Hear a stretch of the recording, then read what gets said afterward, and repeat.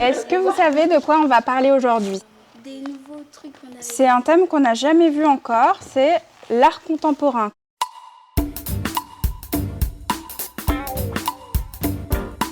Microfolie, c'est une excellente initiative que je défends évidemment de toutes mes forces. Villeneuve-Saint-Georges est une ville jeune, avec beaucoup de familles défavorisées. On est la ville la plus pauvre du Val-de-Marne. Et donc la ville a encore plus de choses à faire pour ces élèves-là en difficulté, justement pour avoir l'accès à la culture. La métropole du Grand Paris soutient bien évidemment ce projet, avec l'aide de M. Fusilier, le directeur de la Villette. C'est un partenariat exceptionnel, et ça passe très très bien. Je vais commencer par « je vous dis pas » et vous allez me dire ce que c'est. Ouais. Est-ce que pour vous, c'est de l'art? Non?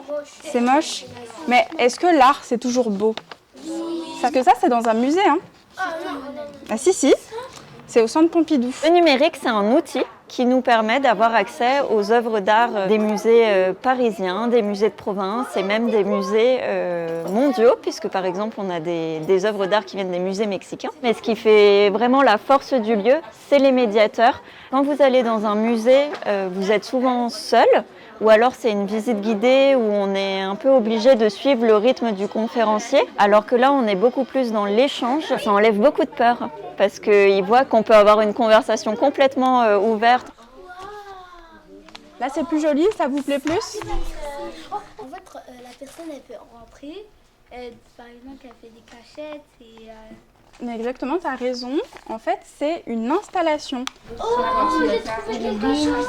Il y a marqué Union Orline 1968. La grande force des microfolies aussi, c'est que c'est des lieux ouverts où vraiment les équipes ont la main dessus. Nous, du coup, à Villeneuve-Saint-Georges, par exemple, on a mis en place un partenariat avec Ubisoft qui nous a donné gratuitement ces contenus Discovery Tour issus des jeux Assassin's Creed. On peut aller visiter l'Acropole à Athènes, les pyramides de Gizeh. C'est un contenu qui a parlé à beaucoup de microfolies. Et du coup, le partenariat a été fait de façon globale pour le réseau Microfolie. Comme vous pouvez le voir, là, c'est un groupe de l'association Femmes Solidaires. Et c'est vraiment en nouant des partenariats comme ça avec des acteurs de la ville que la Microfolie peut vraiment trouver son public et réaliser ses missions. La Microfolie a fait une grande ouverture aux habitants du plateau. Ils ont du mal en fait à aller dans les lieux où il y a l'art et la culture. Les enfants, quand ils rentrent chez eux, ils apportent une nouvelle ouverture au fait aux parents. On a également aussi un formidable projet en partenariat avec la Philharmonie de Paris, Demos.